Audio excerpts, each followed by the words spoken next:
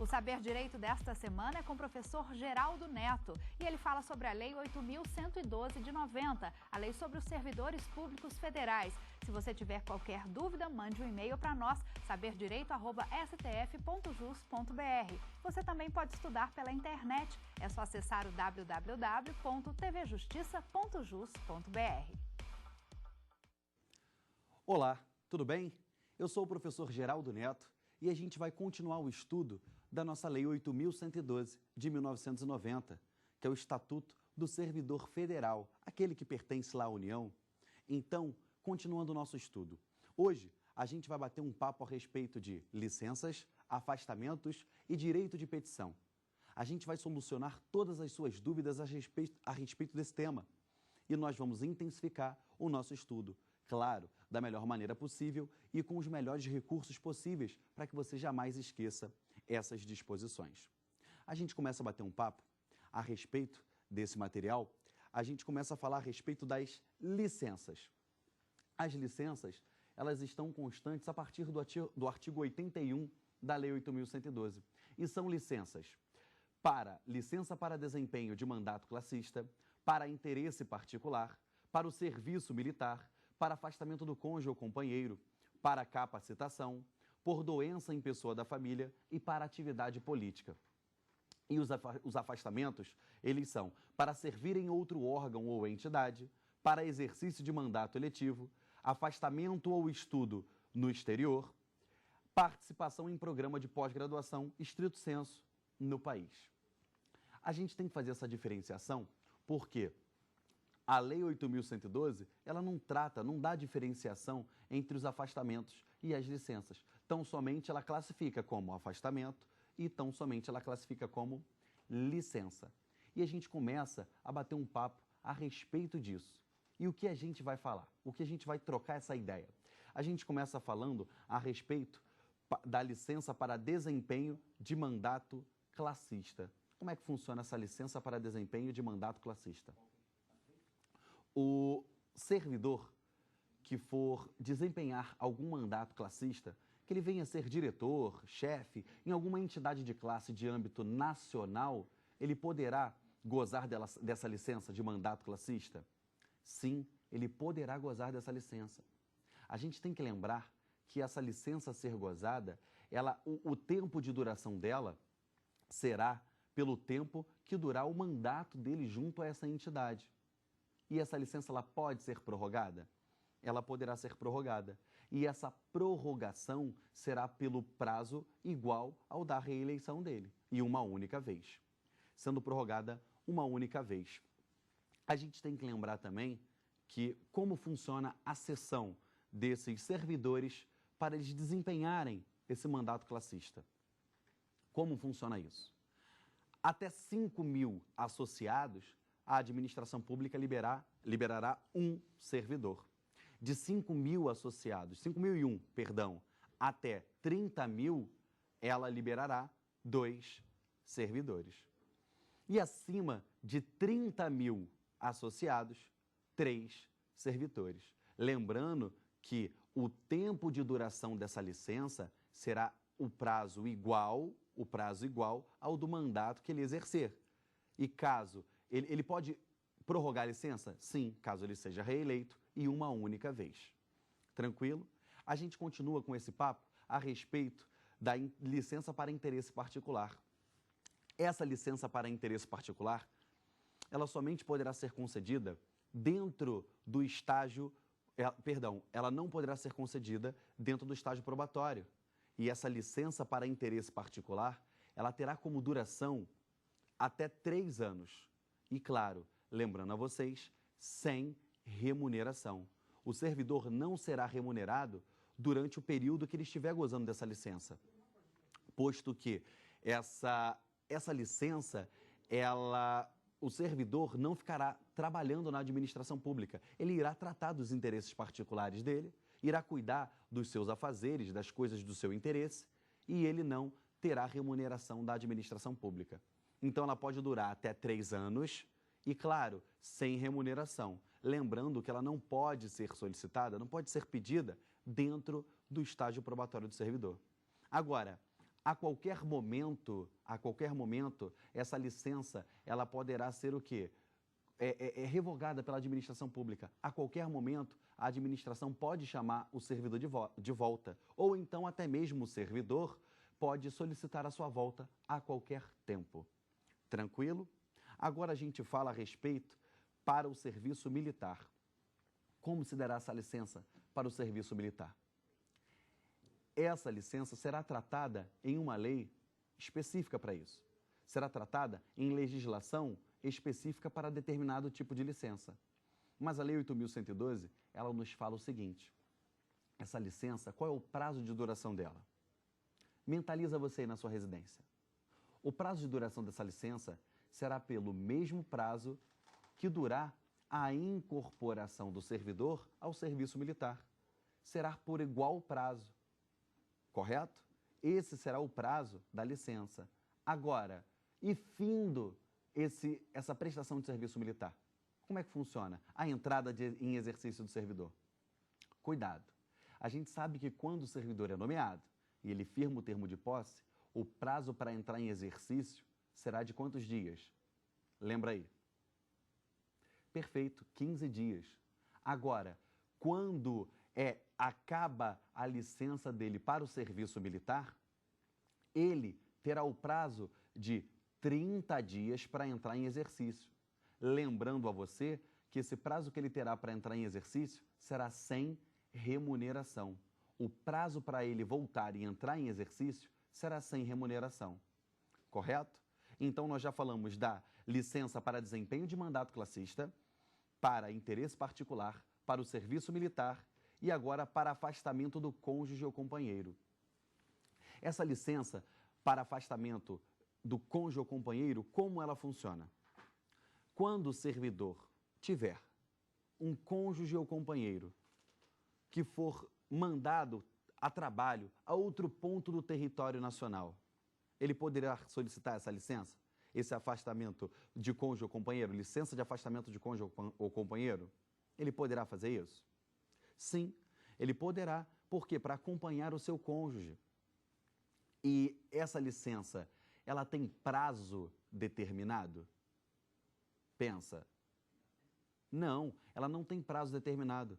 Ela terá como duração o período em que o companheiro se mantiver afastado. Durante o prazo dessa licença para acompanhar cônjuge ou companheiro, que pode ser concedida dentro do estágio probatório, o servidor não fará jus à sua remuneração. Essa licença, ela será sem vencimentos. A licença que o servidor vier a tirar vai ser sem vencimentos, correto? Então, para acompanhar cônjuge ou companheiro, ele poderá solicitar, desde que o seu cônjuge ou companheiro venha trabalhar em outro ponto do território nacional. Eu estou falando de uma maneira bem descomplexa aqui com vocês, mas numa linguagem mais informal, mas é para vocês entenderem. Por que eu trago essa linguagem? Porque o cônjuge ou companheiro, ele pode ou não ocupar cargo como servidor. Ele pode ser tão somente empregado de alguma empresa da iniciativa privada, ou ele pode ser da administração direta, autárquica ou fundacional, de qualquer dos estados, municípios, ou até mesmo da União. Pode ser até mesmo um servidor federal. Então, o servidor poderá gozar dessa licença desde que seu cônjuge ou companheiro foi mandado servir em outro ponto do território nacional. A gente já sabe que ela é sem remuneração e ela não tem prazo determinado em lei, ou seja, ela não tem prazo específico. Ela dura enquanto perdurar essa situação. Agora, o que vocês têm que diferenciar é que existe uma diferença quando quando o cônjuge ou companheiro do servidor, ele integrar a administração pública, quando ele for da administração pública, quando ele for da administração direta, autárquica ou fundacional, dos municípios, estados, Distrito Federal, correto? Agora, vamos lá. Quando o cônjuge ou companheiro também se enquadrar na condição de servidor ou até mesmo militar, poderá ter exercício provisório na localidade onde se encontra, na administração direta, autárquica ou fundacional Federal. Facilitando isso através de exemplos para vocês. Entenda, um determinado servidor trabalha no Tribunal Regional Federal de um determinado estado, São Paulo, por exemplo. E o seu cônjuge ou companheiro foi removido para Manaus. E o cônjuge ou companheiro dele é de uma empresa privada e não tem nenhum vínculo com a administração pública. Ele poderá acompanhar esse cônjuge? Sim, ele poderá acompanhar esse cônjuge. Prazo de duração da licença? Indeterminado. Ok? Agora, se esse cônjuge dele também pertencer à administração pública como um todo, ou até mesmo ser militar, nesse caso, se ele foi removido, um exemplo, para Manaus, poderá existir exercício provisório naquela localidade, na administração direta, autárquica ou fundacional federal, levando em consideração que as atribuições que ele vir a desempenhar, que o servidor vir a desempenhar naquela localidade, têm que ser de acordo com as atribuições do cargo em que ocupa. Tem que ser semelhante, porque não adianta ele ser analista em âmbito, na localidade onde ele exerce, ele solicita essa licença para acompanhar o cônjuge ou companheiro e chega lá na localidade e vai trabalhar como um técnico ou vai desempenhar uma outra função que não condiz com o cargo atualmente ocupado. Então, para ficar fácil para você, você já sabe que a licença para acompanhar cônjuge ou companheiro poderá ser solicitada a qualquer tempo. Diga-se de passagem, pode ser solicitada dentro do estágio probatório, levando em consideração que vai ser suspenso esse estágio probatório do servidor e poderá ter exercício provisório em outra localidade ou não, desde que o servidor, o cônjuge ou companheiro do servidor ocupe ou não a condição de servidor público, de integrante da administração pública como um todo, incluindo militares, incluindo a administração direta, autárquica e fundacional. Ficou tranquilo isso para vocês? Beleza? Agora, a gente volta e fala a respeito da licença para capacitação. Como é que funcionará essa licença para capacitação? Que, diga-se de passagem, é uma licença nova dentro do texto da Lei 8.112. A licença para capacitação, ela poderá ser gozada pelo servidor a cada quinquênio de efetivo exercício, ou seja, o servidor trabalhou 5 anos de efetivo exercício. Ele poderá solicitar essa licença para capacitação? Sim, poderá solicitar essa licença para capacitação, que terá como duração o prazo de 3 meses. Ele poderá gozar durante 3 meses. Lembrando que esses 3 meses serão gozados com toda a remuneração pertinente ao seu cargo. E ele poderá. É claro que tal licença será no interesse da administração pública, em uma área de interesse do órgão a qual ele pertença, será de uma área de interesse da administração, para que ele venha agregar valores àquele serviço que ele presta. Então, outra coisa que a gente tem que lembrar, Geraldo, se ele gozou dessa determinada licença, perdão, ele fez jus, cumpriu o período aquisitivo e não gozou da licença, já está há 10 anos, ele poderá somar os 2 períodos aquisitivos? Ele pode somar esses 2 períodos e ficar 6 meses? Não, ele não poderá ficar 6 meses, porque o período dessa licença, ele não é acumulável. Esse período não é acumulável, são 3 meses inacumuláveis. Lembrando que tem que ser no interesse da administração pública. Tranquilo? Beleza pura? Estão acompanhando aí em casa com a Lei 8.112, a Constituição Federal, igual eu pedi nas aulas passadas? Isso aí. Então você já vai anotando e fazendo essas observações que eu venho falando a vocês no seu material, no seu caderno, para facilitar a sua compreensão dessa matéria. Correto? Continuando, a gente fala a respeito da licença por doença em pessoa da família. Como é que funcionaria essa licença por doença em pessoa da família? Raciocina. Você pode tirar uma licença para tratar de pessoa da sua família? Pensa bem. Enquanto você raciocina nessa pergunta, eu vou chamar a pergunta dos nossos estudantes que foram indagados lá nas universidades a respeito das suas dúvidas a respeito da Lei 8.112. Vamos lá, vamos para a pergunta dos nossos telespectadores. Professor, meu nome é Luana e eu gostaria de saber quais são as licenças e afastamentos que podem ser concedidas no estágio probatório. Perfeita essa pergunta.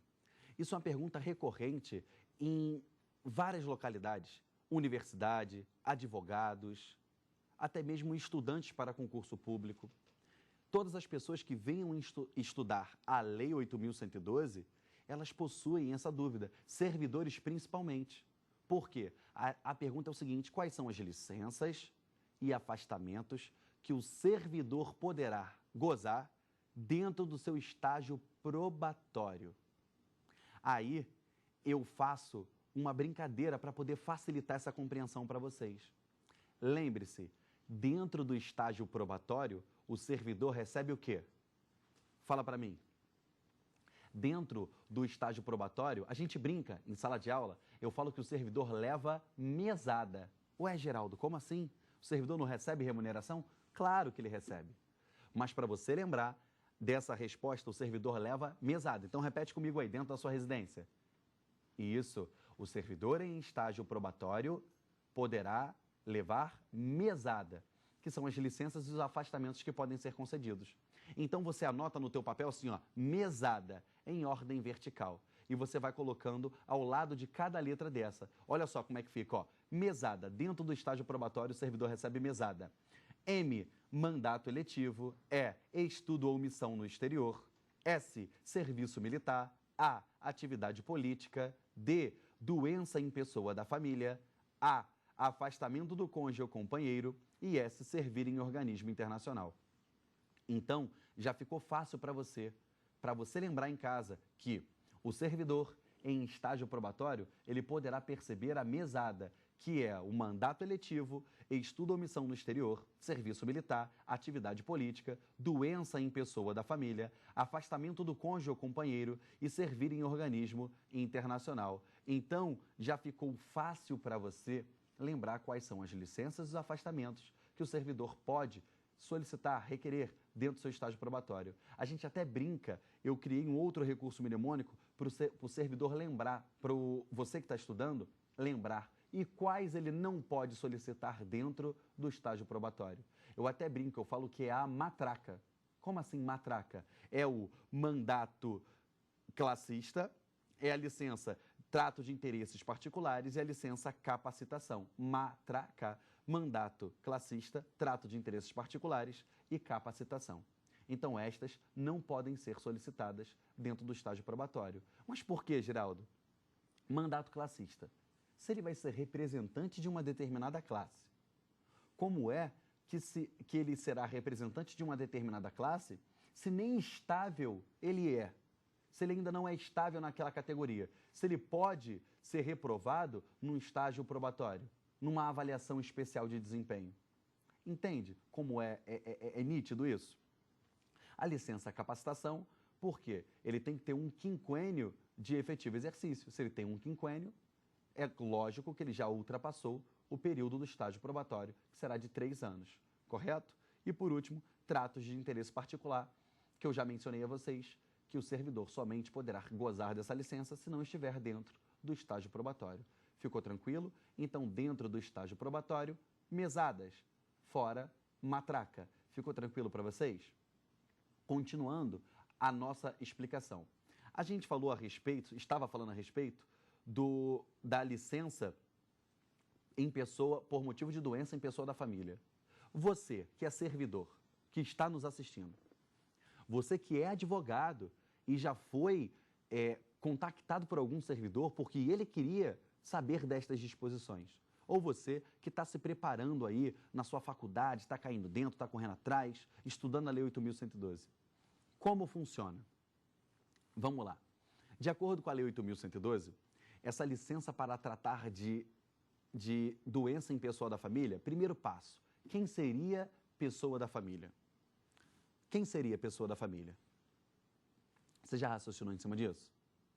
Pessoa da família, de acordo com a Lei 8.112, seria o cônjuge, companheiro, pai, mãe, filho, filha, padrasto ou madrasta, enteados, ou, preste atenção, ou, não é é ou, pessoa que viva sob as suas expensas, sob suas custas, e conste nos seus assentamentos funcionais.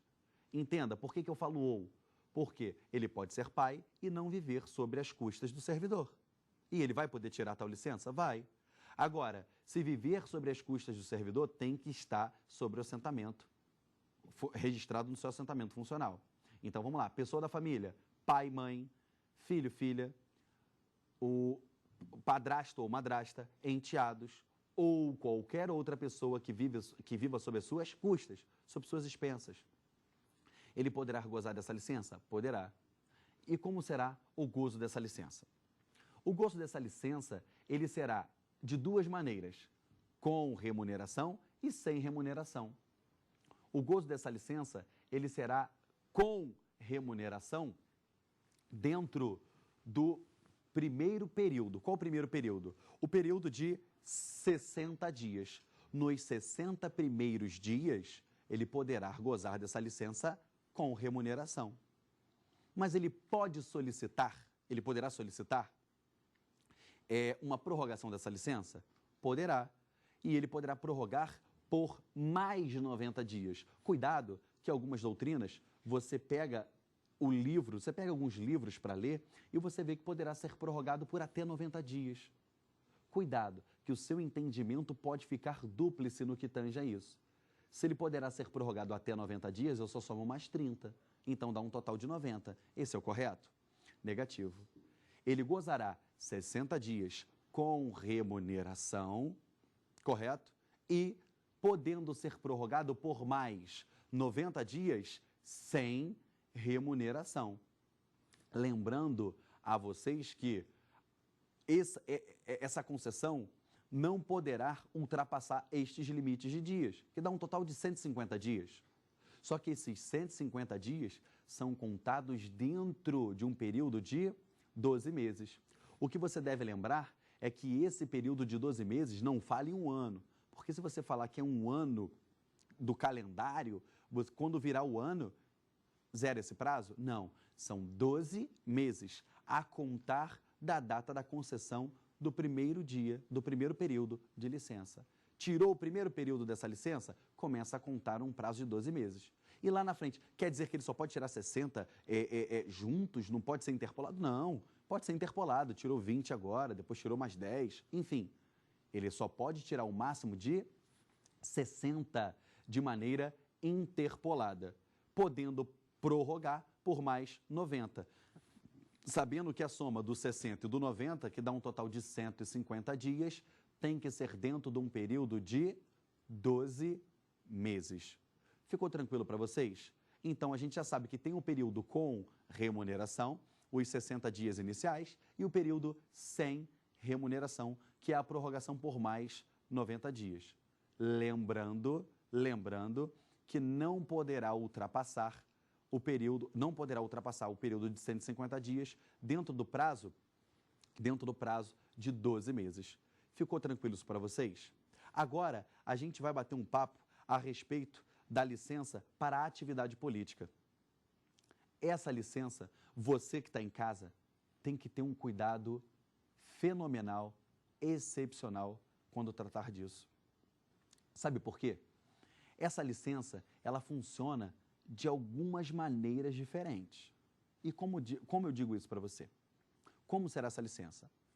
Quando o servidor, ele for retirar essa licença para atividade política, é quando ele quiser se candidatar, quando ele for candidato a algum cargo eletivo. E ele sendo candidato a algum cargo eletivo, como vai funcionar isso? Vou te explicar agora.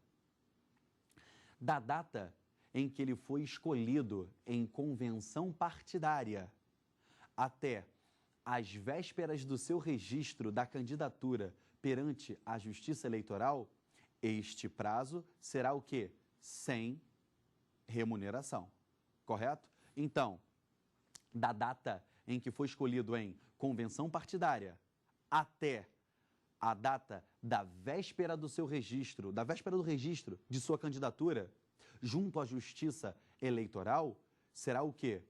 Sem remuneração. Agora, da data do registro até da data do seu registro de sua candidatura perante a Justiça Eleitoral até 10 dias após as eleições, este período será com remuneração, será com seus vencimentos. Então, da data do registro da candidatura até a véspera da data da escolha em convenção partidária até a véspera do seu registro, sem remuneração. Da data do registro até 10 dias após o pleito ou até 10 dias após as eleições, será com remuneração. Agora, o que você que está em casa não pode dar mole, não pode perder esse bizu que a gente dá para vocês, é o seguinte: a própria Lei 8.112, ela diz o seguinte, que o período remunerado, ou seja, da data do registro de sua candidatura até 10 dias após as eleições, o período remunerado não poderá ultrapassar 3 meses.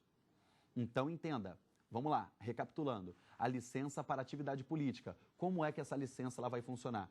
Ela será da data em que foi escolhido em convenção partidária como candidato até a véspera do registro de sua candidatura, sem remuneração. Agora, da data em que registrou a sua candidatura perante a Justiça Eleitoral até 10 dias após as eleições, com a remuneração. Perfeito. Sendo esse prazo remunerado, não podendo ultrapassar o lapso temporal de 3 meses. Agora vai a dica para vocês. O servidor que for candidato a cargo eletivo na localidade onde desempenha funções de direção, chefia, assessoramento, arrecadação ou fiscalização, destes cargos será afastado imediatamente. Então lembre-se, na localidade onde o servidor desempenha atividade de direção, chefia, assessoramento, fiscalização e arrecadação, desse cargo que ele ocupa, ele será afastado imediatamente. Ficou tranquilo para vocês? Esse esquema que a gente fez aqui? Assim, a gente encerra as licenças contidas dentro da parte da Lei 8.112, a partir do artigo 81, que trata justamente de cada uma dessas. Fazendo uma recapitulação, a gente falou a respeito da licença para desempenho de mandato classista. Lembrando a você que o prazo dessa licença dura enquanto dura o mandato, podendo ser prorrogado uma única vez, caso ele seja reeleito, em entidade de classe em âmbito federal. É claro que a Lei 8.112, ela fala de federação, confederação, enfim, sindicato de classe de âmbito nacional. A gente resume essa ideia em entidade de classe de âmbito nacional. Ficou tranquilo? Depois, a gente falou de licença para interesse particular. Já essa licença para interesse particular somente poderá ser gozada quando o servidor já tiver cumprido o seu estágio probatório, tendo ela um prazo de até 3 anos, sendo revogada a qualquer momento, seja por interesse da administração, seja por interesse do particular. Cabendo ressaltar que durante o período dessa licença o servidor não fará jus à sua remuneração. Depois, nós falamos a respeito da licença para o serviço militar. E essa licença para o serviço militar, ela terá como duração, o prazo que durar a incorporação do servidor. Lembrando que, acabando esse período, o servidor deverá retomar o seu exercício. E por falar em exercício, é aquele prazo de 15 dias que a gente aprendeu lá na segunda aula? Negativo. Será o prazo de 30 dias para entrar em exercício. Lembrando que esse prazo de 30 dias é sem remuneração. A gente fixa que é sem remuneração porque alguns estatutos espalhados pelo Brasil, de alguns estados, permitem que esse prazo do término da licença para serviço militar até o exercício, alguns estatutos permitem que o servidor fique de maneira remunerada. Que esse período, até entrar em exercício, seria de maneira remunerada, quando, na verdade, a Lei 8.112 explica e explicita que não será remunerado tal prazo. Tranquilo? Depois, nós falamos para o afastamento do cônjuge ou companheiro. Esse afastamento do cônjuge ou companheiro, ele poderá ser solicitado pelo servidor a qualquer momento, desde que seu cônjuge ou companheiro seja mandado servir em outra localidade, ou até mesmo em âmbito internacional, se ele for mandado servir em outra localidade. E vai acompanhar? Vai. A gente sabe, está vendo essa proteção à família, essa instituição que a gente fala que é a família, está vendo a proteção dada nesse caso? Por mais que ele esteja em estágio probatório, poderá ele gozar dessa licença para acompanhar seu cônjuge ou companheiro. Essa licença, ela não tem prazo de duração, diferente de alguns estatutos, que dizem, né, que alguns estatutos, eles falam no seu texto legal que ela deverá ser prorrogada, solicitando sua prorrogação. A Lei 8.112 não trata desse instituto. Então, será por prazo indeterminado, desde que o cônjuge ou companheiro venha servir em outro ponto do território nacional.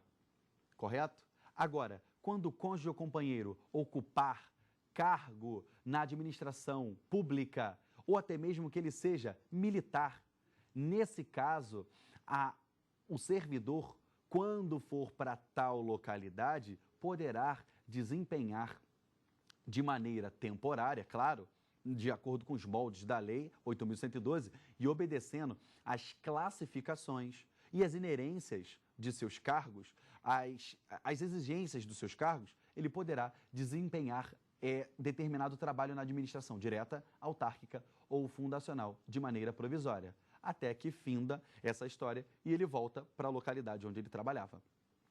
A gente continua falando a respeito da licença para capacitação, que você sabe que ela se dá através de um quinquênio de efetivo exercício, e o servidor passou 5 anos trabalhando, ele terá 3 meses para essa licença capacitação, que, claro, deverá ter interesse da administração pública no que tange essa capacitação, não podendo acumular esses períodos no qual ele fez jus, correto? Depois, a gente falou da licença por doença em pessoa da família. Essa licença, ela poderá ser gozada de 2 maneiras, com ou sem remuneração. Com remuneração nos 60 primeiros dias, interpolados ou não. Sem remuneração, por mais 90 dias, somando esses 2 períodos, um lapso temporal de 150 dias. Claro, dentro do período de 12 meses. E esse período de 12 meses conta a partir da concessão da primeira licença. E, por fim, a licença para atividade política, que a gente acabou de bater um papo agora, que dá a data em que foi escolhida em convenção partidária até a véspera do registro de sua candidatura, ele fará jus a essa licença sem remuneração. Da data do registro da candidatura até 10 dias após a eleição ou pleito, ele fará jus à licença com remuneração. Cabendo ressaltar que esse prazo remunerado não pode ultrapassar o período de 3 meses.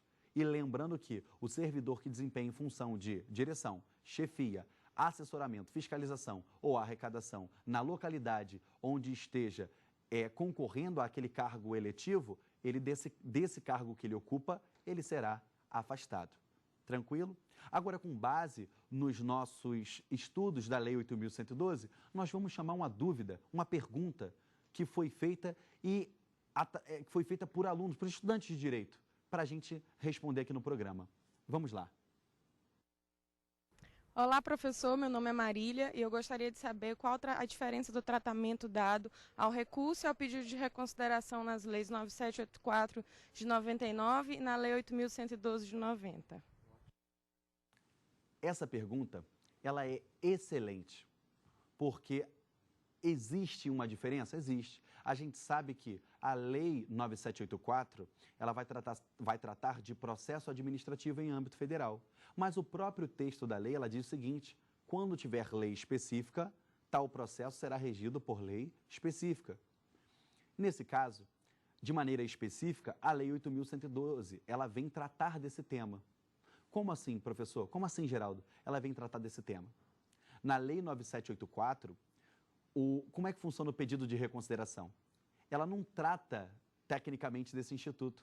Ela diz o seguinte, que o recurso será interposto perante a autoridade que praticou, que determinou, que proferiu a decisão a ser recorrida. Se ela não recorrer no prazo de 5 dias, esse recurso é encaminhado à autoridade superior. tendo essa autoridade superior, um prazo de quando será encaminhada à autoridade superior, e esse prazo para interposição é de 10 dias. Ela não fala mais nada a respeito disso.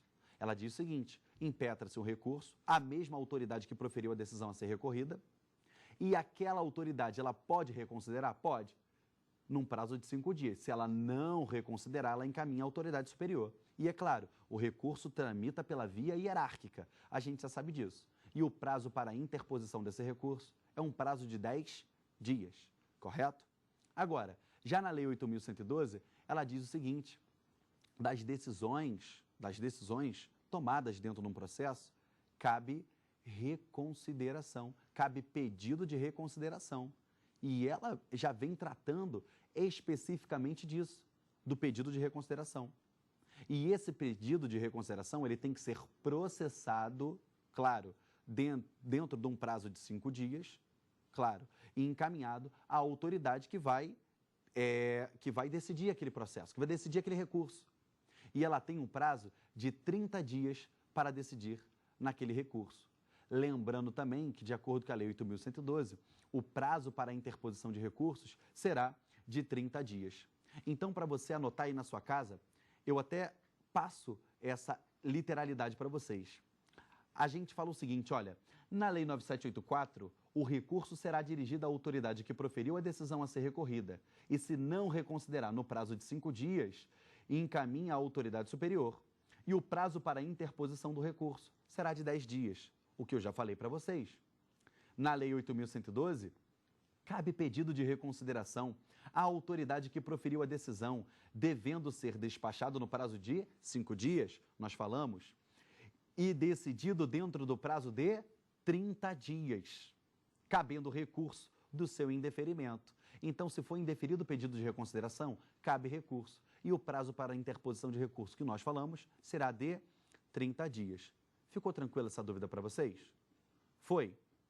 Agora, a gente começa a falar a respeito dos afastamentos. Esses afastamentos previstos na Lei 8.112 de 1990. E que afastamentos seriam esses, professor? Que afastamentos seriam esses, Geraldo? Você pode me explicar? É óbvio. Essa é a nossa função aqui hoje. Os afastamentos, quais são? Para servir em outro órgão ou entidade, para exercício de mandato eletivo, para afastamento ou estudo no exterior e participação de programa de pós-graduação estrito sensu no país. A gente já sabe que, quando se tratar de afastamento para servir em outro órgão ou entidade, como assim? O servidor federal, ele se afastou para servir em outro órgão ou entidade. Ele se afastou para servir a um estado, ao Distrito Federal, a um município. Ele poderá fazer isso? Sim, ele poderá fazer isso. E como se dará esse afastamento? Nesses casos, quem é que vai arcar com as custas desse servidor? Com a remuneração desse servidor? Será justamente ao órgão para o qual ele está se afastando. É o órgão cessionário, ou entidade cessionária. Ela que vai arcar com as custas. Assim, a Lei 8.112 trata tal assunto. Agora, não se enquadrando nessas hipóteses que a gente falou, o órgão a qual ele pertence arcará com as custas do fato dele ir servir em um outro órgão ou entidade, se for de âmbito federal. Ficou tranquilo? Quando a gente fala a respeito, isso daí está no artigo 93, tá? Anota aí no seu material, que você bota aí artigo 93, você vai dar uma lidinha, vai ver a literalidade. Aí, quando você estiver assistindo o reprise dos nossos vídeos, que ficam disponibilizados na internet, em sites de relacionamento, você vai dar uma olhada nesse material e você vai acompanhar junto com a legislação. A gente te traz de uma maneira mais tranquila, menos complexa, e você pega essa literalidade para você melhor trabalhar esse assunto. Tranquilo? Correto? Agora a gente vai para afastamento para exercício de mandato eletivo. Esse afastamento, ele é semelhante àquele afastamento dado pela lei, pela Constituição Federal. E como funciona esse afastamento? Esses afastamentos estão lá no artigo 37, inciso 16 da Constituição Federal. Como funciona isso? Perdão. 38, está no artigo 38 da Constituição Federal. Eu confundi com a acumulação de cargos. Eles estão no artigo 38 da Constituição Federal. Como funciona? Esses afastamentos se dará de que forma? Para ocupar cargo eletivo. Quando o servidor for ocupar cargo de eletivo distrital, estadual ou federal, do cargo efetivo, ele será afastado. Ponto. Tanto a Constituição Federal quanto a Lei 8.112 só trata e só fala tão somente isso. Aí a gente se indaga, mas Geraldo, professor, quem é que vai arcar com as custas desse servidor? Quem é que vai pagá-lo? Quem é que vai arcar com as custas? A lei fala? Não, a 8.112 não fala. A Constituição fala? Também não fala. Mas a gente sabe que existe um posicionamento majoritário da doutrina, entendendo o seguinte: se ele se afasta do efetivo e vai para o eletivo, a sua remuneração, ele receberá, ele vai optar? Não, ele receberá pelo eletivo, tranquilo. Já no inciso 2, ele fala o seguinte, ele fala a respeito disso, ele fala o seguinte: quando o servidor ocupar cargo de prefeito, como é que vai ficar? Como fica no caso do servidor que ocupa cargo de prefeito? E aí, chefe do executivo municipal. Como funciona? Já está lembrando, né? Perfeito. O servidor, quando for ocupar cargo de prefeito, ele se afasta do cargo efetivo e opta entre o eletivo e o efetivo. Vamos de novo. Quando ele ocupa cargo de prefeito, como funciona isso? Como é que vai ser? Como o servidor deverá se comportar? Ele se afasta do cargo efetivo e opta: quero receber pelo eletivo, quero receber pelo efetivo, e ele vai optar. Aí muitos de vocês que estão nos assistindo, que moram em capitais, que veem que o prefeito recebe um bom subsídio, acaba não entendendo. Poxa, mas o servidor, ele vai optar pelo que ele recebe no efetivo? Tem algumas cidades do interior que o prefeito, ele não recebe uma quantidade tão grande de subsídio como um prefeito de uma capital recebe. E se aquele prefeito for servidor, muitas vezes o cargo, a remuneração que ele recebe como servidor é maior do que ele receberia como prefeito. Então, ele pode optar? Perfeito. Então, a gente já sabe que ele se afasta e opta quando se tratar do cargo de prefeito. Agora, vem uma dúvida recorrente aos alunos. Uma dúvida que os alunos têm bastante a respeito desse tema. É acerca do quê? Do servidor que for ocupar cargo de vereador. Como é que funciona? O servidor que for ocupar cargo de vereador, como se dará esse afastamento? No cargo de vereador, indaga-se: há compatibilidade de horários? Se há compatibilidade de horários, o que ele vai fazer? Trabalha nos dois, recebe nos dois. Cuidado, cuidado. Você que está acompanhando pela legislação, você está vendo que tem algumas nuancezinhas aí, que eu já vou abordar com vocês, mas de maneira genérica. Ocupou o cargo de vereador, trabalha nos dois, recebe nos dois, com compatibilidade de horários. Agora, sem compatibilidade de horários, o que ele vai fazer? Aplica-se o disposto no inciso anterior. E o inciso anterior fala justamente do quê? Do prefeito. Ele se afasta e opta. Então, cargo eletivo distrital, federal ou estadual se afasta do cargo efetivo e ponto. Fala em opção remuneratória? Não. Então, a doutrina majoritária entende que ele optará pela remuneração do eletivo. Se ele ocupa cargo de prefeito, no cargo de prefeito, o que vai acontecer? Ele se afasta do cargo efetivo e opta: quero receber como prefeito, quero receber como o meu cargo efetivo, ele vai optar. Correto? Agora, quando se tratar de vereador, indaga-se: há compatibilidade de horários? Se existe a compatibilidade de horários, ele trabalha nos dois, recebe nos dois. Se não existe compatibilidade de horários, afasta-se e opta.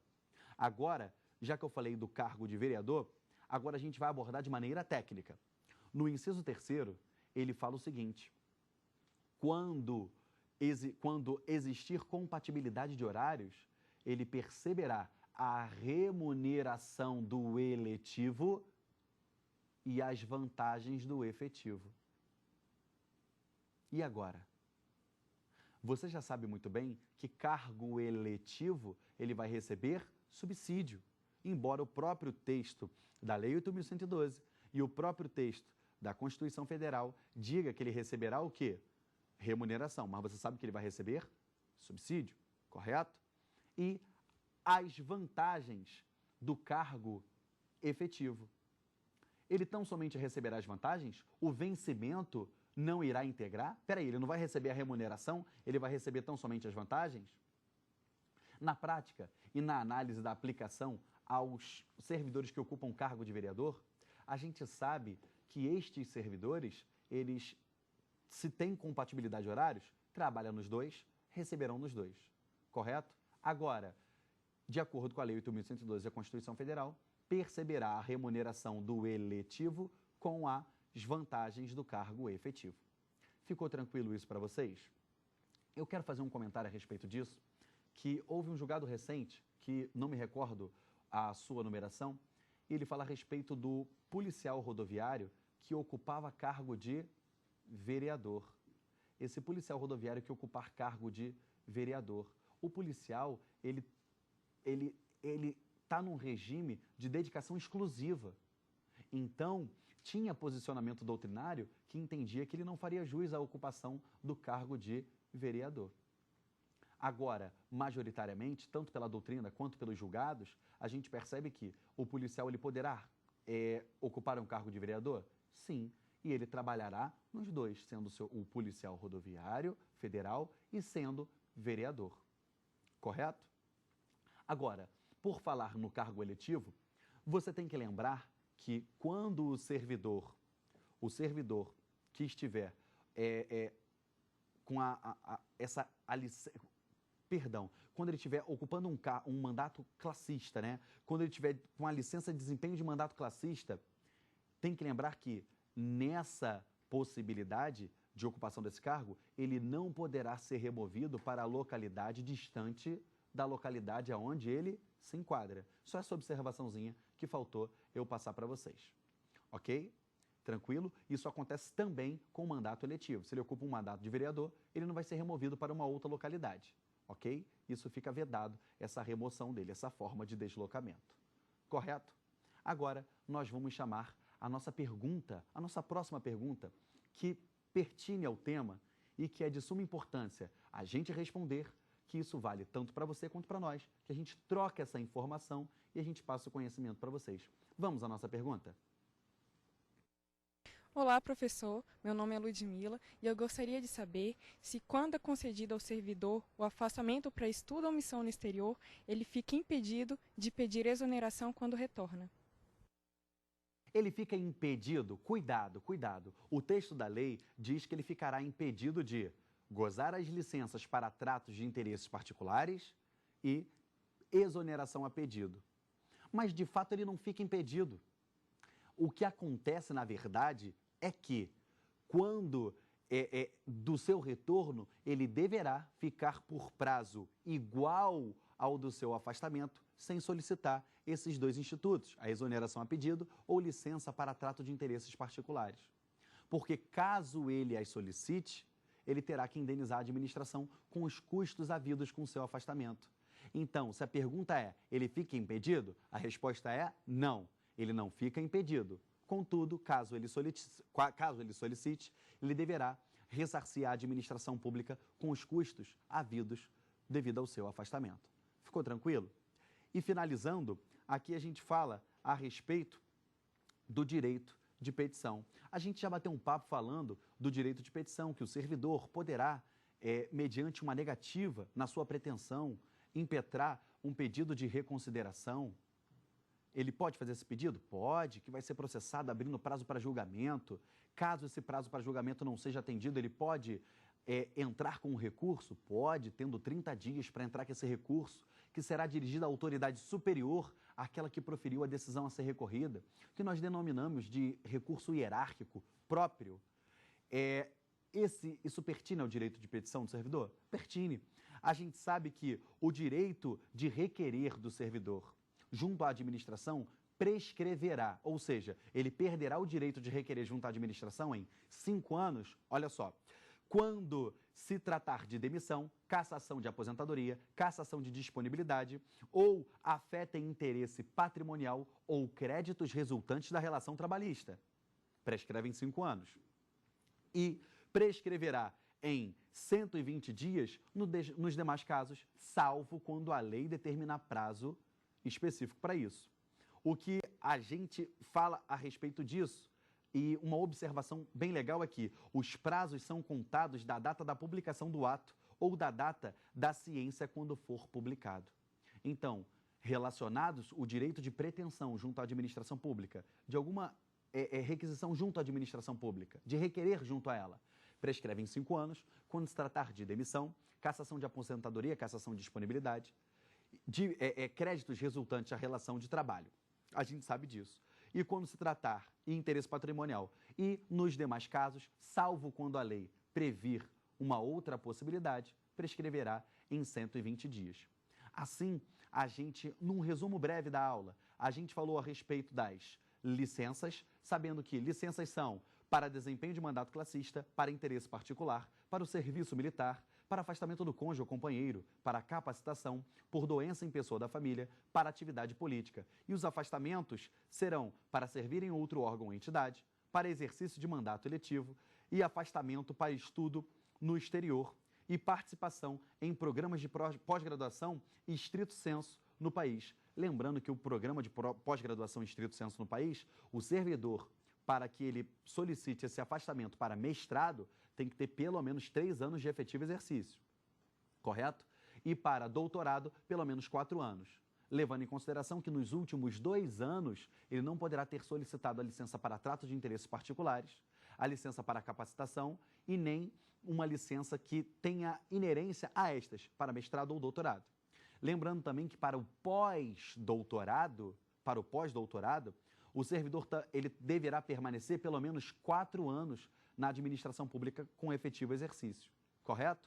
Lembrando que ele não poderá solicitar licença para interesses particulares nos últimos 4 anos e não poderá solicitar igual licença para pós-doutorado nesse mesmo período.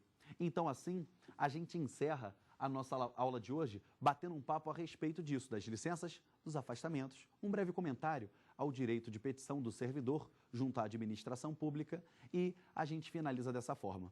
Meu nome é o professor Geraldo Neto, eu te convido a assistir a próxima aula e te aguardo e vem com a gente, que você vai aprender. Um abraço. Se você tiver qualquer dúvida, mande um e-mail para nós, saberdireito@stf.jus.br. Você também pode estudar pela internet, é só acessar o www.tvjustiça.jus.br.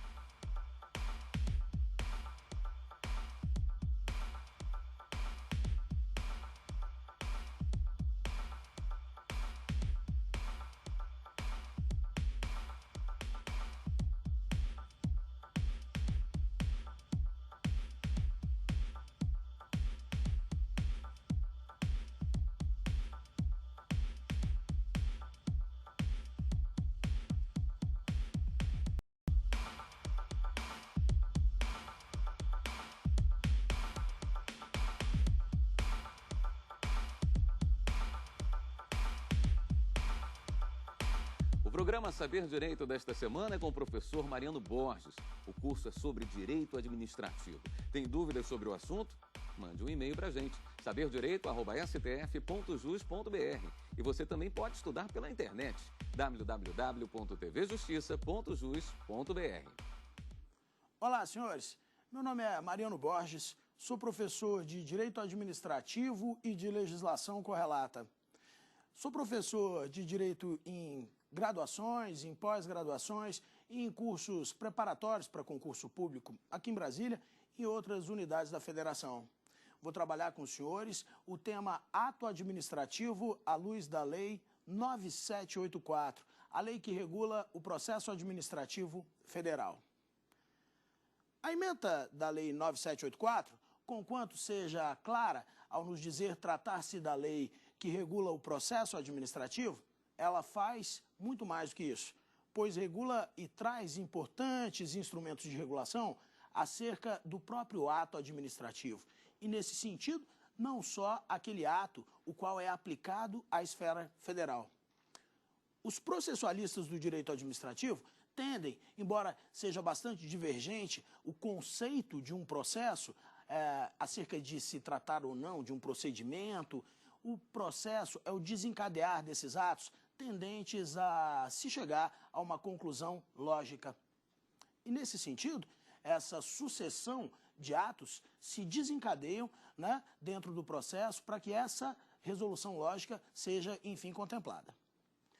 Muitos e muito importantes dispositivos são regulados pela Lei 9784 e esse talvez seja o nosso importante papel aqui, falar sobre esses dispositivos, como, por exemplo, a competência, a delegação e a avocação dessa competência, o motivo, a motivação, a diferença desses institutos, a avocação. Importantes dispositivos sobre o controle do ato, como a anulação, como a sua revogação e, eventualmente, a convalidação, visando sempre, obviamente, a consecução do interesse público.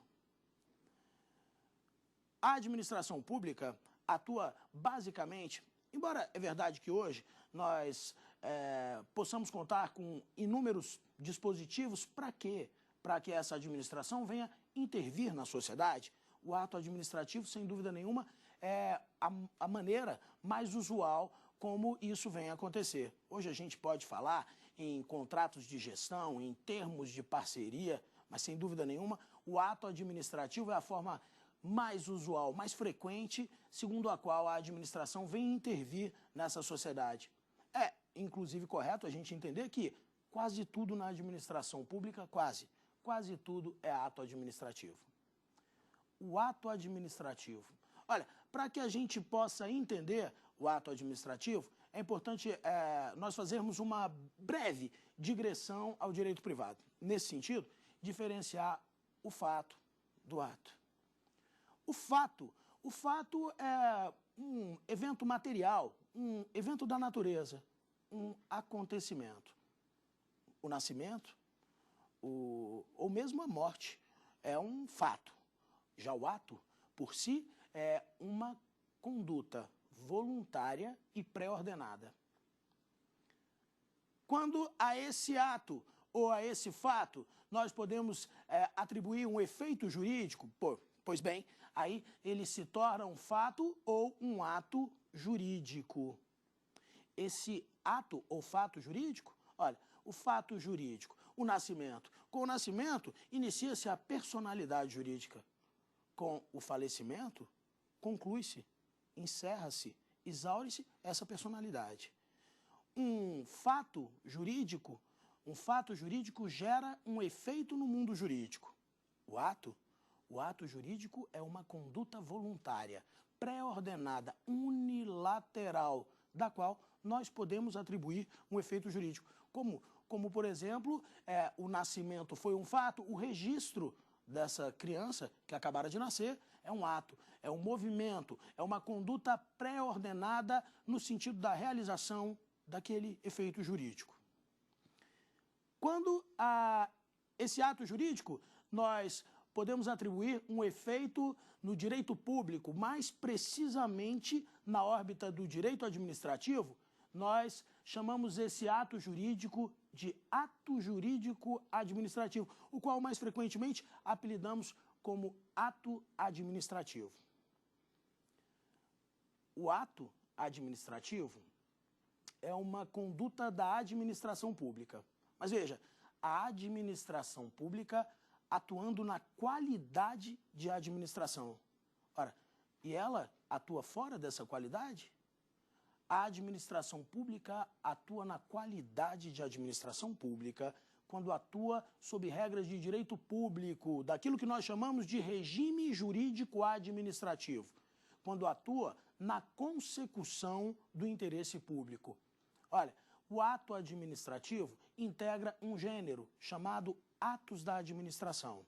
Nesse sentido, cumpre nós observarmos que esses atos da administração, dividem-se em espécies atos de direito privado e atos da administração de direito público. Os atos da administração, quando sejam eles de direito público, sim, esses são os atos administrativos. Os atos administrativos. Olha, um ato de direito privado, a administração atua sob regras de direito privado? Atua.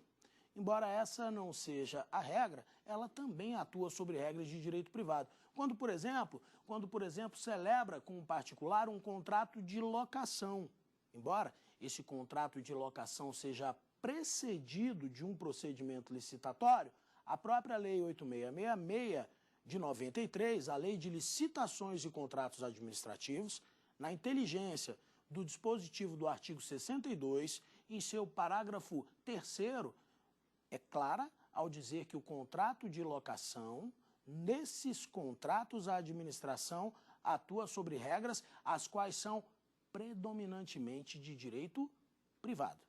Predominantemente, pois quando a administração integra um dos polos de uma relação jurídica, essa relação nunca será totalmente regida por regras de direito privado. Mas é fato que em um contrato de administração, a administração está em patamar de igualdade.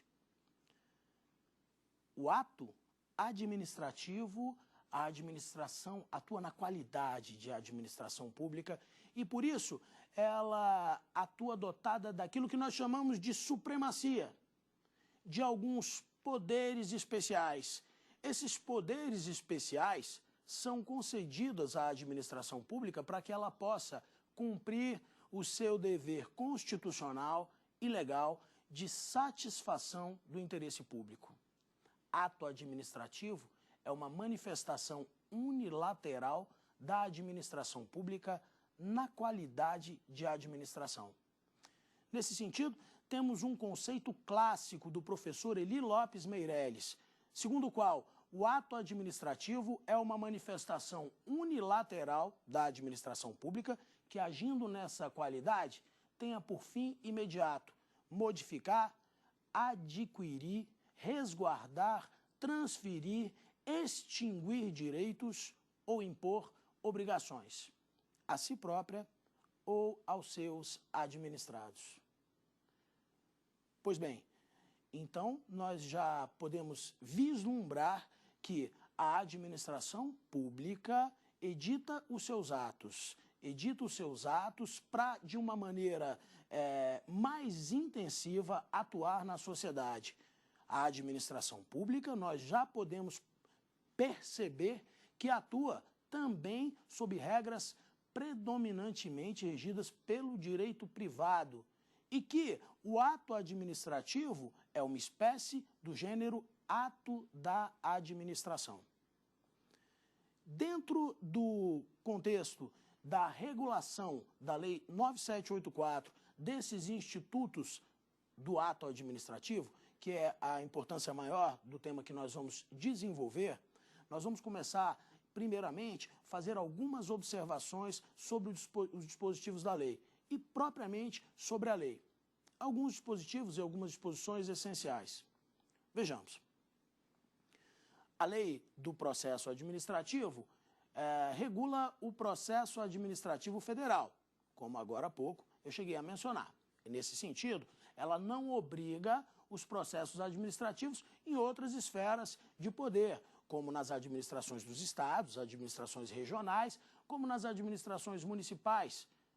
Conquanto alguns estados e alguns municípios utilizem ela como patamar, como padrão para trabalho dos seus atos administrativos, para trabalho dos seus processos administrativos, para processamento das suas demandas de ordem administrativa. Outro importante dispositivo é que a Lei 9784 não é aplicada aos processos administrativos regulados em legislação específica, a não ser que de maneira suplementar, complementando eventual lacuna. Assim, a Lei 8.112 já dispõe sobre o processo, sobre o regime jurídico e os processos disciplinares dos servidores públicos. Então, não é necessário aplicarmos a Lei 9784. Mas ainda que a Lei 9784 não seja diretamente aplicada, esses processos tramitam pela sucessão dos atos e, nesse sentido, estará a própria norma aí também inerente. Um outro dispositivo, o processo licitatório, ele é regulado pela Lei 8666, sim, a Lei de Licitações e Contratos Administrativos, o Estatuto Licitatório Nacional. Conquanto a Lei de Licitações não trate em todas as circunstâncias onde se torna obrigatória a motivação dos atos, né, que venham dispensar ou inexigir processos licitatórios. E aí, mais uma vez, estará presente os dispositivos da Lei 9784. Se não, vejamos, o artigo 50, inciso 4 da Lei 9784 é clara ao dizer que é obrigatória a motivação dos atos que dispensem ou inexijam processos licitatórios. O artigo 50 da Lei 9784, de 1999, é claro ao dizer em seu inciso 4 que é obrigatória a motivação do ato que dispense ou inexija processo licitatório.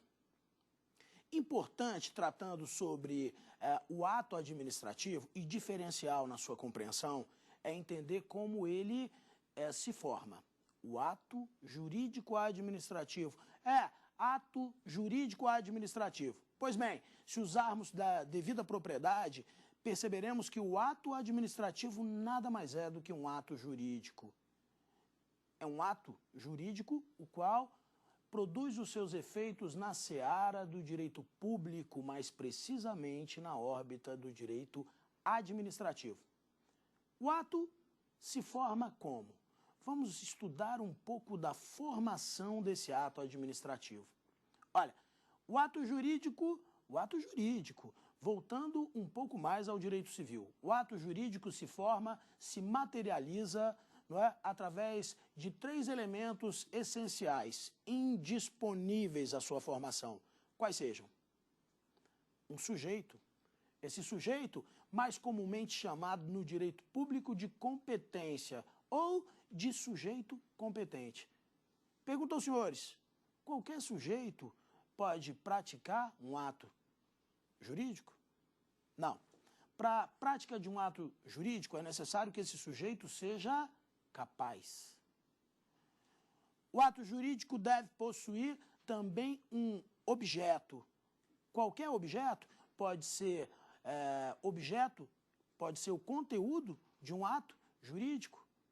Não, esse objeto deve ser o quê? Um objeto lícito, deve ser possível, deve ser determinado ou ao menos que seja determinável. É necessário também, para que se materialize esse ato jurídico, que exista uma forma. Eu pergunto aos senhores, qualquer forma pode materializar um ato jurídico? Não, senhores, não é qualquer forma que pode ser capaz de materializar um ato jurídico. Essa forma tem que ser prescrita, prevista na lei. Essa forma tem que ser prescrita e não pode ser proibida. Essa forma deve ser prescrita e não defesa em lei. Então, nesse sentido, nós podemos concluir que são 3 os elementos formadores de todo e de qualquer ato jurídico. Quais sejam, senhores? Para a formação de um ato jurídico, eu estou falando já do ato administrativo? Não, ainda não. Nós ainda estamos fazendo novamente uma breve digressão ao direito privado. Porque o ato jurídico, ele tem 3 elementos essenciais. Um sujeito capaz, um objeto lícito, possível, determinado ou determinável e uma forma, a qual deve ser prescrita e não pode ser defesa, ou seja, proibida na lei.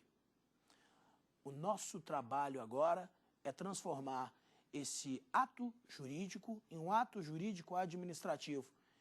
E como nós faremos isso? Bom, daqui a pouco a gente vai ver como isso será feito. Vamos agora responder a pergunta de um telespectador. Então vamos lá.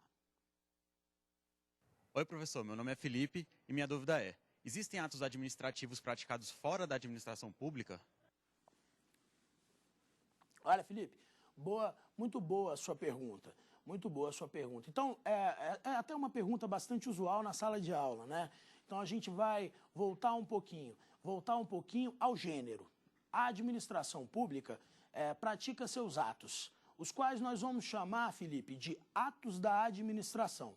Esses atos da administração, eles podem ser atos da administração de direito privado e atos da administração de direito público, os quais nós apelidamos de atos administrativos, onde a administração atua na qualidade de administração pública.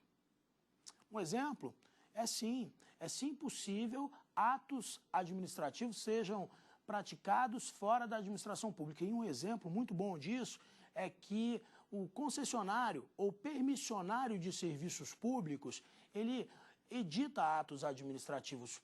Por que edita atos administrativos?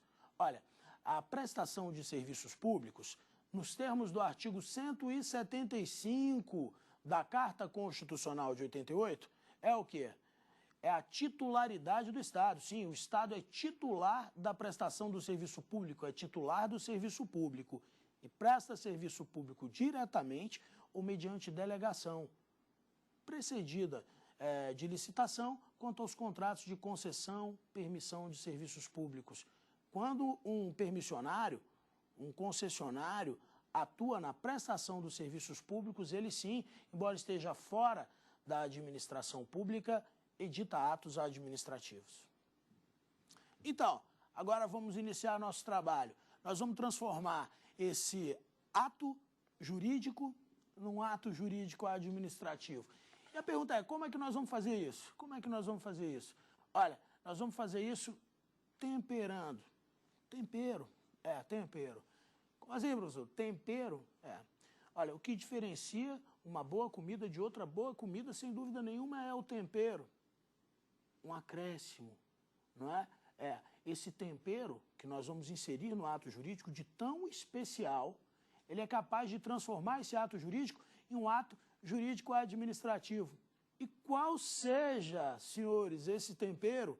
Esse tempero especial é o interesse público. Nós já sabemos que todo e qualquer ato administrativo apresenta 3 elementos essenciais. A competência, sujeito, ou o sujeito competente, o objeto, o qual seja lícito, possível, determinado, ou ao menos determinável, não é? E uma forma prescrita e não proibida, prescrita e não defesa em lei. Então, se qualquer ato jurídico apresenta esses 3 elementos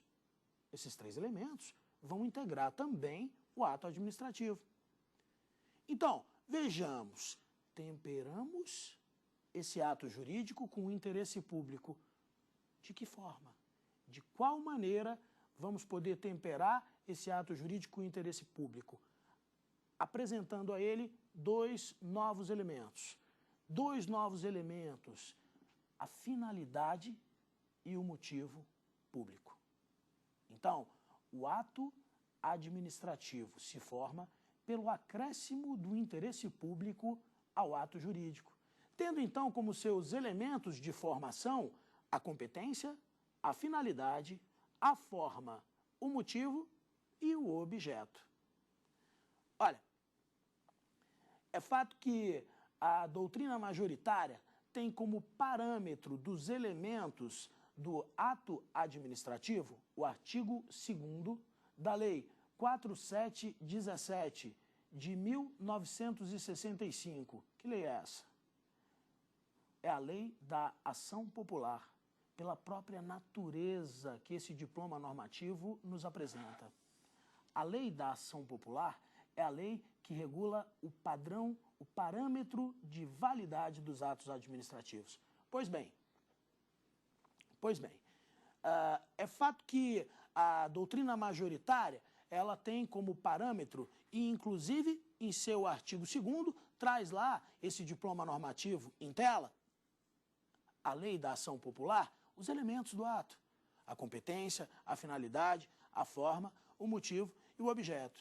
E, embora eu seja particularmente um admirador do trabalho do professor Celso Antônio Bandeira de Mello, que para mim é um dos maiores doutrinadores vivos do direito administrativo, ele, quanto a esse ponto, quanto ao ponto ato administrativo, diverge um pouquinho da doutrina majoritária.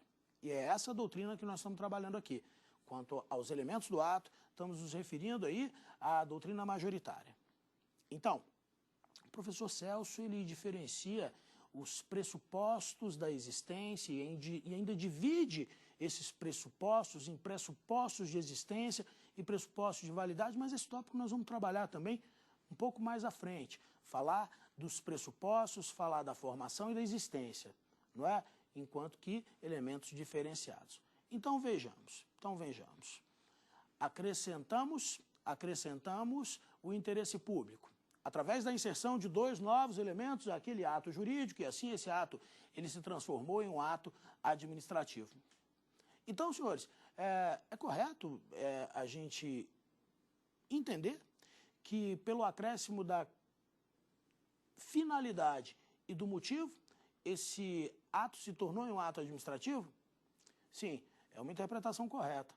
Vai aí também uma outra observação muito importante, que pode auxiliá-los no próprio controle dos processos, dos procedimentos, não é? Porque, sendo o motivo, uma das partes relevantes, integrantes do interesse público representado no ato, não é à toa que o ordenamento jurídico traz um importante instituto para o controle desse motivo nos atos administrativos. Pergunto, senhores, qual seja esse importante instituto de controle do motivo nos atos? A teoria dos motivos determinantes. Ah, sim, professor. Então, por ser o motivo um dos elementos que representam o interesse público no ato administrativo, o ordenamento jurídico controlou, pela importância desse interesse, uma teoria para fazer exclusivamente o controle desse motivo. Sim, senhores. Sim, senhores. E a finalidade, que segundo a doutrina é o próprio interesse público, a doutrina também assegura uma importante teoria para realizar o seu controle, qual seja essa importante teoria. A finalidade é controlada pela teoria do abuso de poder. A teoria do abuso de poder, ela distingue-se em 2 modalidades desse abuso. Controla a finalidade e, de quebra, ainda controla a competência. Ou seja, senhores, controla quem editou e controla também para que o fez. A teoria do abuso de poder define 2 modalidades de abuso dessa conduta. A modalidade excesso, cujo vício, cuja patologia encontra-se no elemento competência e também realiza o controle da finalidade, dando então o nome de abuso de poder na modalidade de desvio, sendo essa a conduta mais insidiosa, mais grave, mais gravosa possível de ser praticada por uma administração ou por um administrador. E mais à frente, em nosso curso, teremos a oportunidade de tratar esse tópico. Retomamos, então, a nossa ideia de processo, sempre buscando analisar esse ato ao vislumbre dos processos ou procedimentos administrativos.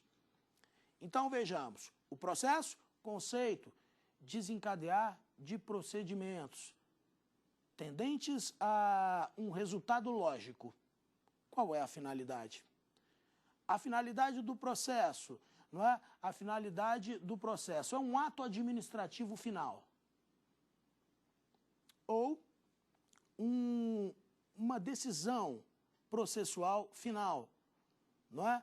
Ou a prolatação de uma decisão final. E é muito importante a gente lembrar que muitas vezes essa decisão no âmbito de um processo gera essa preclusão e, eventualmente, gera o exaurimento da via administrativa, o encerramento da via administrativa. Lógico, nós sempre vamos lembrar o quê?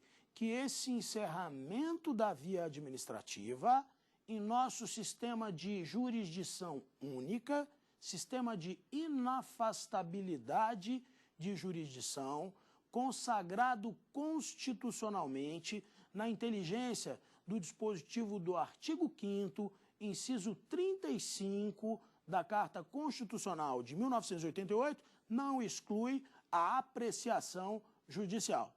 Não exclui a apreciação judicial.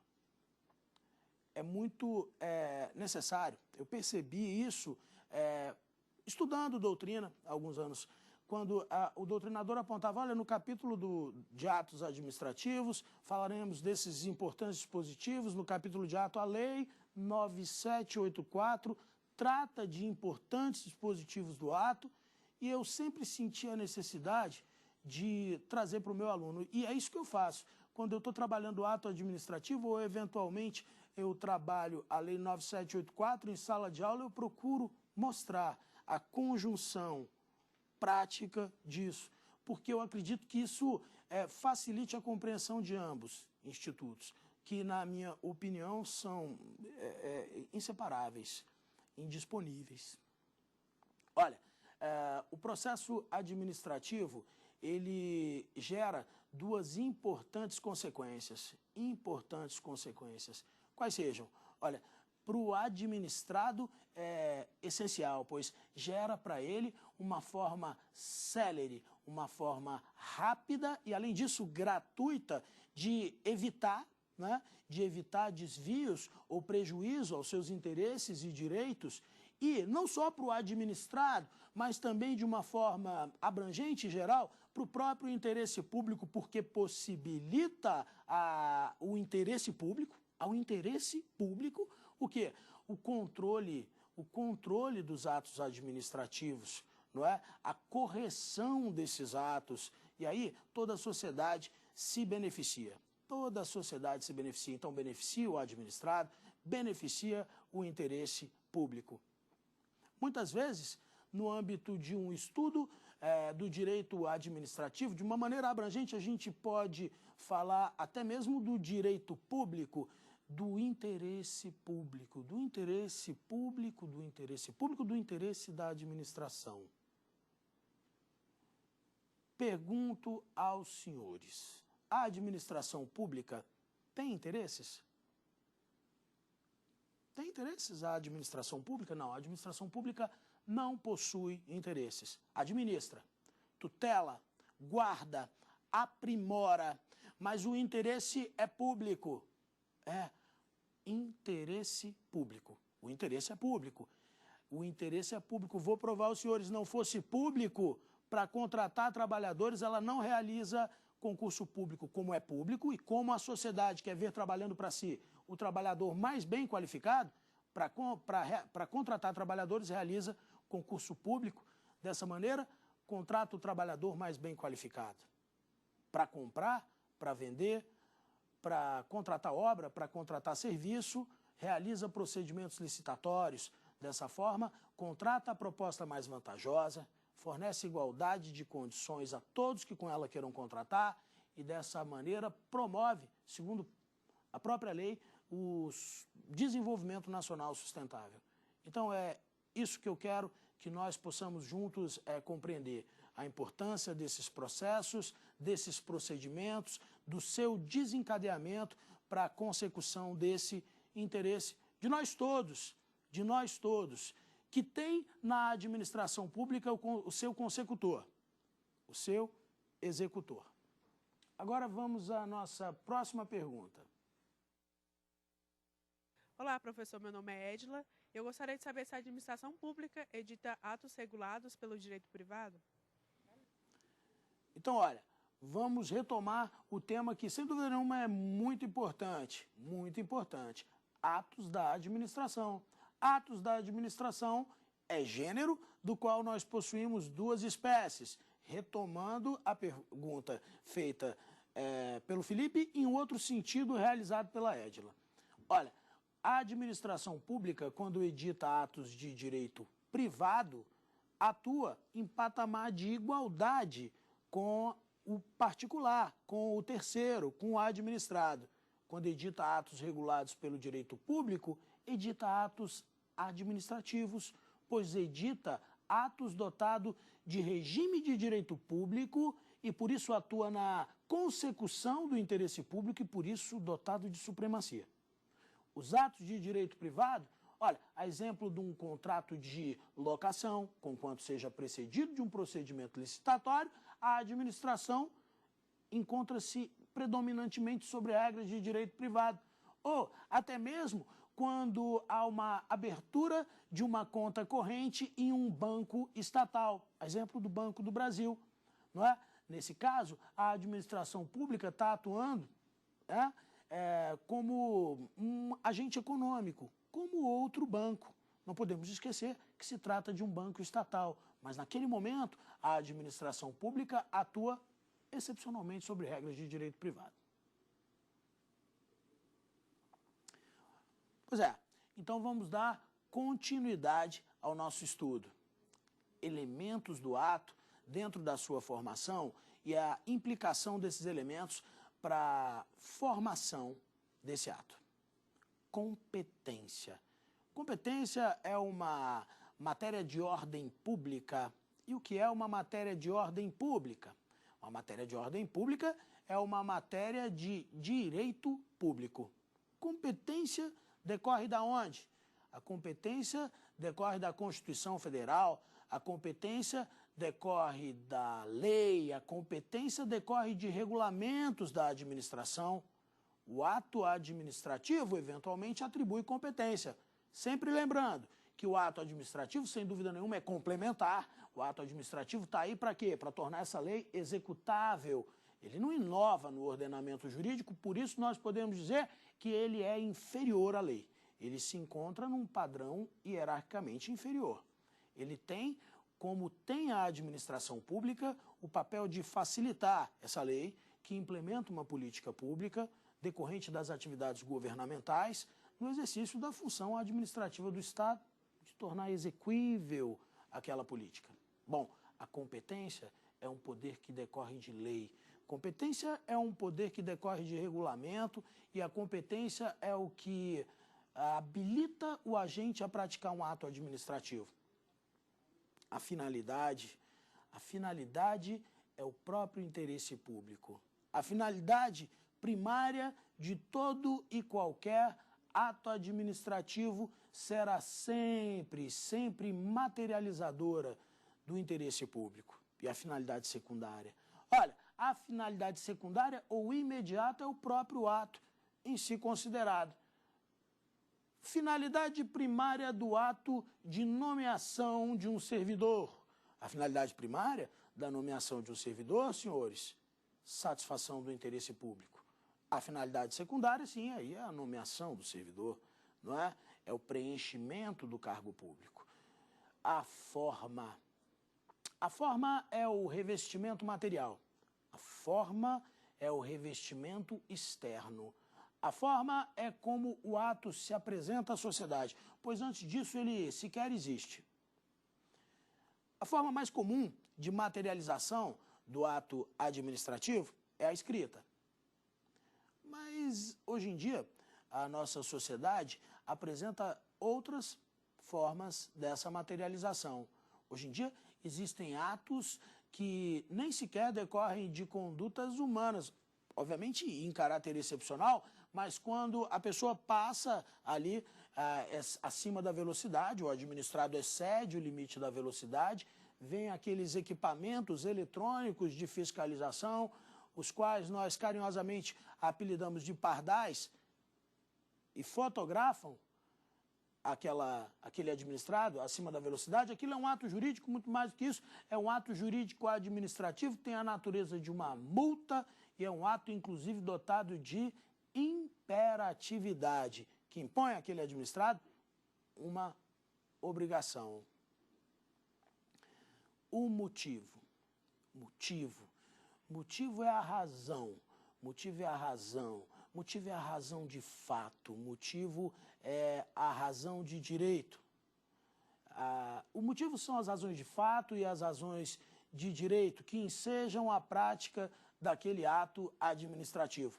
Uma importante observação é que nós trabalharemos com bastante cuidado e que a Lei 9784, na inteligência do seu dispositivo, do artigo 50, trabalha também com bastante propriedade, é a motivação dos atos. E também é muito importante que nós possamos fazer uma diferenciação, porque são coisas completamente diferentes, Motivo, todo ato administrativo possui um. Motivo é a razão de fato, é a razão de direito. Motivo é o fato, motivo é o fundamento legal. A motivação é a exteriorização por escrito dos motivos. Olha, a motivação, essa exteriorização, a qual eu falei agora há pouco aos senhores, que é tratado com bastante propriedade pela Lei 9784, de 1999, lembrando que se encontra no dispositivo legal em tela, na inteligência do dispositivo do artigo 50, a motivação é essencial para quê? É essencial para gerar o quê? É essencial para gerar transparência. Para gerar transparência, a motivação é, sem dúvida nenhuma, um dos importantes dispositivos. Os senhores estão lembrados que, quanto à formação do ato, a motivação é, inclusive, um dos temperos, um dos materializadores do interesse público no ato, e não é à toa que, quanto à motivação, que quanto aos motivos, os quais todos os atos administrativos possuem sim, todo ato possui uma razão. Todo ato possui um motivo, não necessariamente uma motivação. E esse assunto, mais à frente, nós vamos trabalhar. Mas o motivo do ato, ele recebe um tratamento, um controle especial. Lembra? Porque o motivo é um dos especiais temperos desse ato administrativo. Então, o ordenamento jurídico controla esse motivo através de uma importante teoria, que é a teoria dos motivos determinantes. E o ato, ele ainda se aperfeiçoa, se forma, se conclui o seu processo formativo através do elemento objeto. O objeto é o conteúdo, o objeto é o bem jurídico, o qual pretende tutelar a administração pública com a edição daquele ato. Pois bem, olha lá, formamos o nosso ato administrativo. Nosso ato administrativo, ele possui competência, ele possui finalidade, ele possui forma, ele possui motivo e ele possui objeto. Existem atos administrativos discricionários e vinculados. 3 elementos em todo e qualquer ato administrativo serão sempre elementos vinculados. Quais sejam esses elementos? A competência, a finalidade e a forma. Guardando ao motivo e ao objeto aquela pequena margem, não é, de liberdade, de oportunidade e conveniência. Então, quando nós mencionamos atos discricionários, os quais são aqueles atos onde o administrador, onde a administração possui mais de uma possibilidade de ação, essa discricionariedade, essa relativa liberdade se encontra nos elementos motivo e objeto. Pois bem, então, 3 elementos em todos e em qualquer ato administrativo, ainda que nos atos discricionários, serão sempre vinculados. Quais sejam? Competência, finalidade e forma. O ato vinculado é aquele onde existe uma única conduta possível de ser praticada. E a lei diz qual é essa única conduta. Por exemplo, aposentadoria compulsória dos servidores públicos. Os servidores públicos, ao completarem 70 anos, deverão ser compulsoriamente aposentados. Até existe uma brincadeira, né? Expulsoriamente aposentados, não é compulsoriamente aposentados. Não existe, é uma outra conduta. Então, o ato é vinculado. Vinculado a quem, senhores? A lei. Vinculado à lei que diz que existe uma única conduta possível de ser praticada E mais do que isso, a lei diz qual é essa única conduta, dizendo, portanto, a competência, a finalidade, a forma, o motivo e o objeto. E assim nós vimos a formação do ato. E assim vimos que no ato vinculado, todos os elementos estão vinculados à lei, e no ato discricionário, a autoridade administrativa não é que possa fazer o que bem entende, é que existe uma maior liberdade. Vejamos, aplicar penalidade a um servidor que cometeu uma falta funcional é ato vinculado ou é ato discricionário? Sim, estamos falando do âmbito do processo administrativo disciplinar. Por quê? Porque a única forma de aplicar penalidade a um servidor que cometeu uma falta funcional é mediante o devido processo administrativo disciplinar, onde lhe seja ofertado contraditório e ampla defesa. Olha, aplicar penalidade a um servidor que cometeu falta funcional é ato discricionário ou é ato vinculado? Aplicar a penalidade a um servidor que cometeu falta funcional é um ato vinculado. É um ato vinculado. O dispositivo do artigo 143 da Lei 8.112 de 90 diz lá que a autoridade que tiver o conhecimento do cometimento de uma falta funcional tem o dever de apurar e tem o dever de punir. Haja vista, senhores, se não realizar essa conduta, quem será punido? A autoridade. Mas olha, na hora de gradar, de fazer a gradação dessa penalidade, vai avaliar algumas circunstâncias. As circunstâncias agravantes do cometimento dessa falta, as circunstâncias atenuantes, os antecedentes funcionais do servidor e, eventualmente, pode aplicar uma penalidade que varia aí, vamos dizer, uma suspensão que vai de 1 até 90 dias. Então, ele tem uma relativa liberdade quanto à gradação dessa penalidade. Ok. Agora nós vamos falar sobre os elementos desse ato. Já vimos o ato administrativo. Já vimos que é uma espécie do gênero ato da administração. Já vimos que é uma atuação da administração na seara do direito público e, por isso, na consecução, na defesa, intervindo na sociedade para realizar o aprimoramento desse ato. Diferenciamos o ato jurídico do ato administrativo. Vimos como esse ato administrativo surge. Estamos podendo fazer um paralelo desses atos no âmbito do processo. Sabemos já que a Lei 9784, ela trata dos processos administrativos federais, mas já vimos, inclusive, que eventualmente complementa lacunas, serve como panorama de aplicação e atuação dos processos administrativos que se desencadeiam por meio de procedimentos que são o próprio ato administrativo. Pois bem, nós vamos dar sequência à nossa aula, mas agora a gente vai fazer o seguinte, agora a gente vai responder uma pergunta. Então, vamos lá. Olá, professor. Meu nome é Raquel e eu gostaria de saber se todo ato administrativo perfeito é válido. Muito boas as perguntas, muito boas as perguntas. Olha, o ato perfeito, o ato válido e o ato eficaz. Então, a gente passa a estudar um outro panorama. A gente estuda a perfeição, a validade e a eficácia. Olha, Raquel, a gente acabou de falar dos elementos do ato administrativo. Competência, finalidade, forma, motivo e objeto. Vou fazer com você agora o que eu faço em sala de aula com o meu aluno, não é? Eu vou te perguntar uma coisa. Olha, o ato editado por uma autoridade incompetente, Raquel, é perfeito? O ato editado por uma autoridade incompetente é perfeito? Olha, eu te disse que o ato talvez seja editado?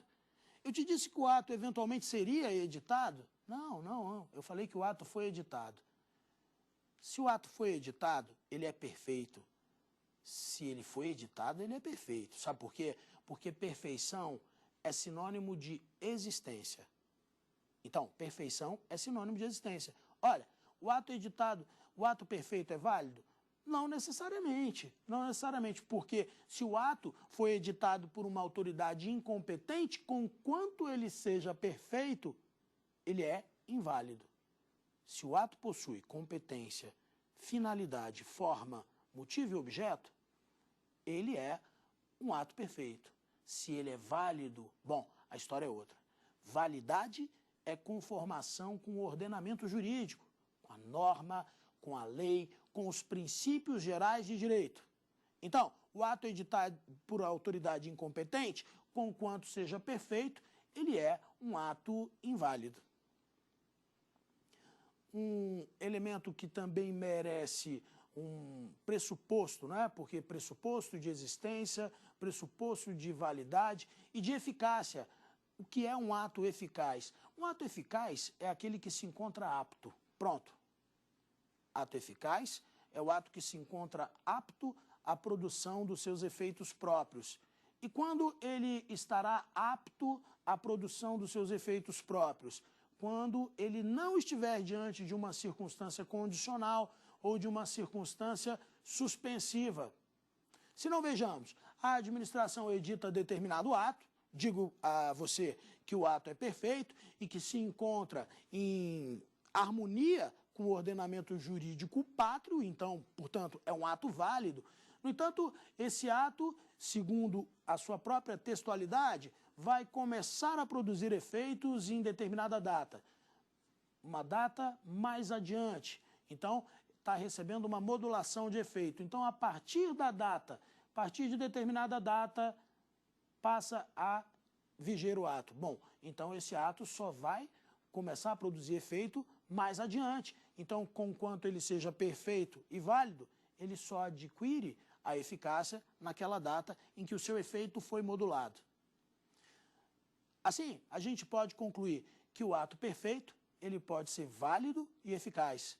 Perfeito, ele existe, válido em conformidade com o ordenamento jurídico e eficaz, está pronto para produzir os seus efeitos.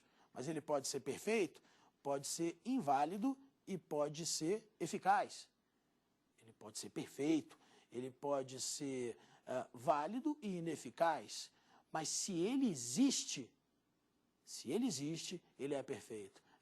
No nosso ordenamento jurídico só possuímos atos perfeitos, porque se ele existe, ele é perfeito porque perfeição é sinônimo de existência.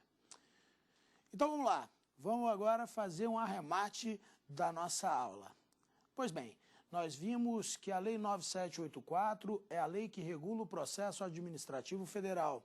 O nosso estudo consiste em trabalhar os importantes dispositivos dessa norma que incidem sobre o ato administrativo. Nesse diapasão, nós vimos que, conquanto a ementa da lei seja clara ao dizer tratar-se da lei que regula o processo administrativo federal, esses processos se desencadeiam por procedimentos, e esses procedimentos, em mais das vezes, são realizados por meio de atos administrativos. Atos administrativos esses que são o quê? Que são a forma mais comum, que são a forma mais frequente, segundo o qual a nossa administração pública interfere na sociedade. Bom, o ato administrativo, por sua vez, é uma espécie de atos da administração. Atos da administração. A administração pública edita, pratica atos de direito privado e atos de direito público. O ato de direito público praticado pela administração é uma espécie do gênero ato da administração, o qual nós chamamos de ato administrativo. O ato administrativo, por sua vez, é uma espécie do gênero ato jurídico. É um ato jurídico temperado, acrescido do tempero denominado interesse público, que também nós vimos é a própria finalidade primária maior da atuação de toda e qualquer administração. Pois bem, Então, vamos concluir que o ato administrativo é uma atuação da administração na qualidade de administração pública, pois também vimos que ela eventualmente atua regida predominantemente por regras de direito privado. Ato administrativo é uma atuação da administração pública na qualidade de administração e, por isso, tem por escopo modificar, adquirir, resguardar, transferir, extinguir direitos e impor obrigações, pois quando atua na qualidade de administração, atua na consecução do interesse público e, por isso, dotada de supremacia. Senhores, vamos chegando ao final da nossa primeira aula e espero poder ter a companhia dos senhores em nossa próxima aula, dando continuidade ao tema. Até a aula que vem. Tem dúvidas sobre o assunto? Mande um e-mail para a gente, saberdireito@stf.jus.br. E você também pode estudar pela internet, www.tvjustiça.jus.br.